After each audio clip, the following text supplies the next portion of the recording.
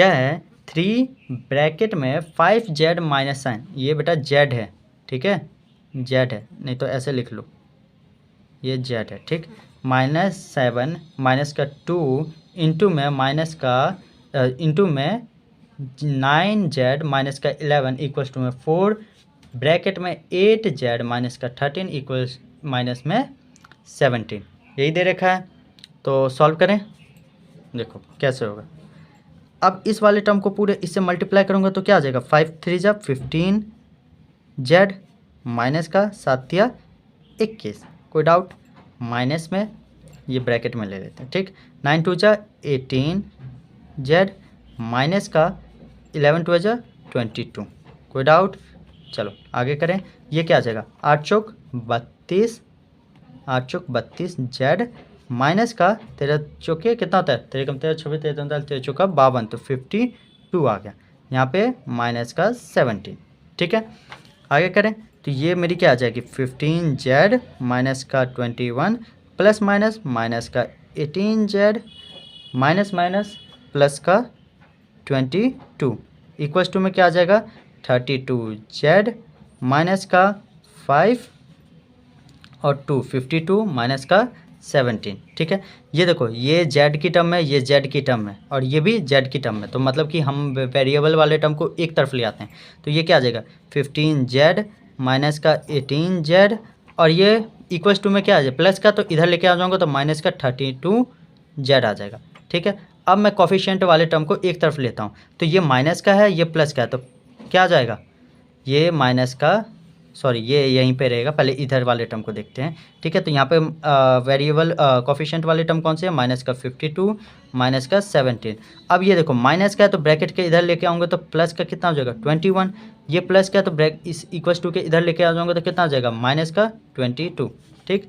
तो अब देखो प्लस वाली टर्म को एक तरफ लेते हैं, ये तो प्लस का है तो 15z माइनस माइनस क्या होता है बेटा प्लस, तो लेकिन साइन बड़ी किसकी है माइनस की, तो माइनस का साइन 18 प्लस 32 कितना हो जाएगा 32 प्लस 8 40 40 और 10 50, तो 50z आ गया इक्वल्स टू में ये मेरी माइनस की टर्म है, ये मेरी माइनस की टर्म है, तो इन दोनों को ऐड करूँगा, साइन बड़ी माइनस की है तो माइनस का 7 और 2 9 5 और 1 6 फिर प्लस का 21। अब देखो ये प्लस है ये माइनस है तो प्लस माइनस माइनस साइन बड़ी किसकी है माइनस का, तो माइनस का 21 में से 22 जाएगा तो बेटा कितना बच जाएगा 1, कितना बचेगा 1, ये माइनस का 1 आ गया, ठीक।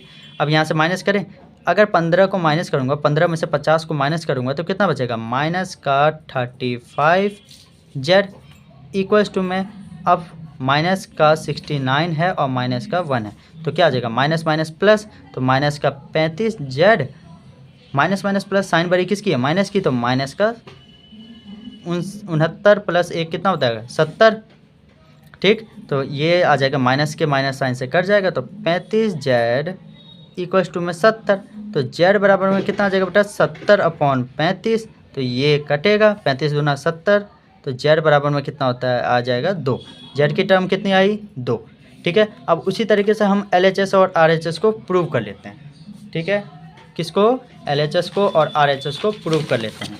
तो देखो LHS बराबर क्या दे रखा है 3 ब्रैकेट में 5z माइनस का 7 माइनस का 2 ब्रैकेट में 9z माइनस का 11, ठीक है। और RHS में क्या दे रखा था बेटा 4 8z माइनस का 13 माइनस का 17।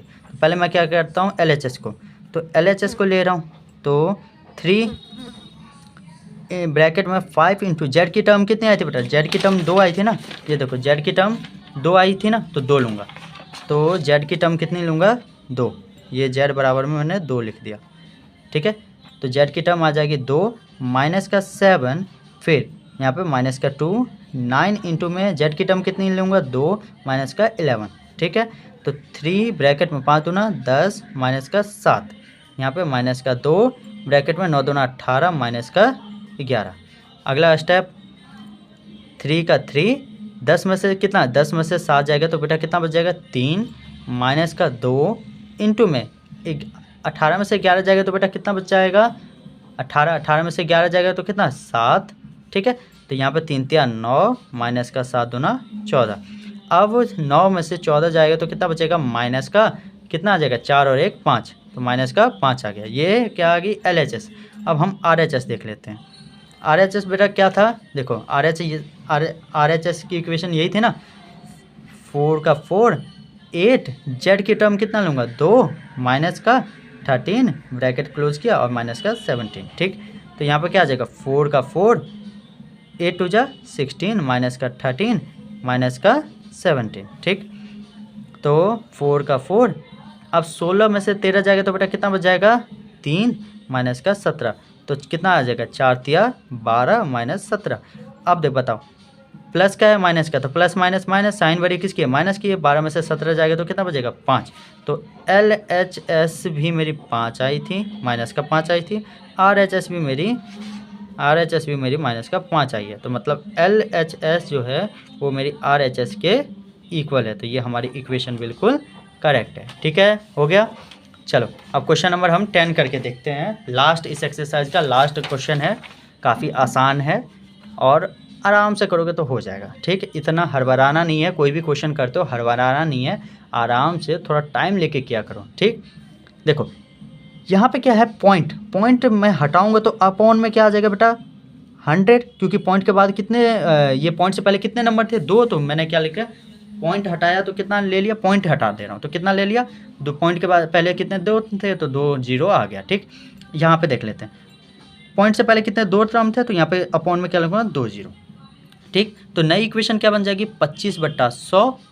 ठीक है, ब्रैकेट में 4f माइनस का 3 इक्वल्स टू में 5/100। देखो पॉइंट से पीछे जितने भी जीरो रहते हैं उसकी टर्म नहीं होती। ठीक, तो यहाँ पे क्या आ जाएगा, 10f माइनस का 9। अब सिंपल से मल्टीप्लाई कर दें, 25/100 को 4 से मल्टीप्लाई करोगे तो कितना आ जाएगा, 25 × 4 कितना होता है बेटा, 100, f अपॉन में 100, यही होगा ना। 25 को 4 से मल्टीप्लाई करो तो 100, f का f आ जाएगा, अपॉन में 100 का 100। अब यहाँ पे 25 × 3 करोगे तो बेटा कितना आ जाएगा, 75, अपॉन में ये 100 का 100। ठीक है, इक्वल्स टू में अब इसको मल्टीप्लाई करोगे तो 50f अपॉन में क्या आ जाएगा, 100। ठीक है, माइनस का 9 पंचे 45, 45 अपॉन में 100 आ गया। ठीक, अब ये देखो, ये 00 से ये 00 गया तो मतलब कि बच कितना गया, 1f बच गया। ठीक है, तो 1f लिख लो या f लिख लो, बात बराबर ही है। ठीक है, 1 की कोई टर्म नहीं होती तो आप 1 लिख लो या फिर 1 डायरेक्ट f लिख लो, आपकी मर्जी है। ठीक है, तो ये आ गया कितना, 1f माइनस का 75 अपॉन में 100। अब ये कट रहा है, देखो ये 0 से ये 0 गया, ये 5 से ये 10 गया, कितना आ जाएगा, f अपॉन में 2। ठीक है, माइनस का 45 अपॉन में 100 ले लिया। ठीक, अब यहाँ से अगला वही हर एक क्वेश्चन में जो करके आ रहे हैं, कोफिशिएंट वाले को एक तरफ और वेरिएबल वाले को एक तरफ। तो कोफिशिएंट ये है तो उसको एक तरफ रखूँगा, ये वेरिएबल है तो एक तरफ रखूँगा। तो ये 1f है तो 1f, ये किसका है, इक्वल्स टू में प्लस का है तो इधर लाऊंगा तो माइनस का f बाई आ गया 2, इक्वल्स टू में माइनस का 45 अपॉन 100। अब ये माइनस का है तो इक्वल्स टू के इधर जाएगा तो प्लस का 75 अपॉन में 100 आ गया। ठीक, तो यहाँ कुछ नहीं है तो अपॉन में 1 ले लिया, तो 1 ले लिया तो एलसीएम क्या आ जाएगा, 2। अब 1f है इंटू में 1 के टेबल में 2 कितने बार में होता है, 2, तो ये 2 ले लिया, माइनस का ये आ गया f। ठीक है, अपॉन में इन दोनों का एलसीएम लोगे तो कितना आ जाएगा बेटा, 100 माइनस का 45 इंटू में 100 कितने के टेबल में आता है, 1, तो ये ले लिया 1, प्लस का 75 इंटू 100 कितने के टेबल में आता है, 1, तो ये ले लिया 1। ठीक, तो यहाँ पे क्या आ जाएगा, 2f माइनस का f अपॉन में आ गया 2, इक्वल्स टू में माइनस का 45 प्लस का 75 अपॉन में आ गया 100। ठीक है, अब देखो यहाँ से 2 में से 1 जाएगा तो क्या बच जाएगा, f, तो f अपॉन में 2 इक्वल्स टू में यहाँ पे माइनस करोगे 45 में से 75 को माइनस करोगे तो किस चीज़ का बच जाएगा बेटा, पहली बात तो प्लस का बचेगा। ठीक है, और यहाँ पे कितना बच जाएगा, यहाँ पे कितना आ जाएगा, 25 और 5 30, तो ये आ जाएगा 30 अपॉन में 100, प्लस का 30 अपॉन 100। तो देखो इस 0 से तो ये 0 कट गया। ठीक, 3/10 बच रहा है तो कटेगा क्या, नहीं ना। तो अब सिंपल से मैं क्या करूँगा, क्रॉस मल्टीप्लिकेशन, क्या करूँगा, बाय क्रॉस मल्टीप्लिकेशन। ठीक है, तो यह क्या आ जाएगा, यहाँ पे f इंटू में 10 आ गया, इक्वल्स टू में 3 इंटू में 2 आ गया। ठीक, तो f इक्वल्स टू में क्या आ जाएगा, 10f इक्वल्स टू में 3 2 जा 6, तो f इक्वल्स टू में क्या आ जाएगा बेटा 6 अपॉन में, ये मल्टीप्लाई में तो नीचे आएगा तो डिवाइड में, तो ये कटेगा तो कितना आ जाएगा 2 के टेबल से कट रहा है तो 3 अपॉन में 5, तो f की टर्म कितनी आई बेटा 3 अपॉन 5। कोई डाउट? चलो अब उसी तरीके से हम इक्वेशन पुट कर लेते हैं। ठीक है, यहाँ पे f की वैल्यू लिख लो, f की वैल्यू कितनी आई थी 3/5। ठीक, अब इसी इक्वेशन में मैं पुट करके बता दे रहा हूँ कि ये मेरी इक्वेशन सही है कि नहीं।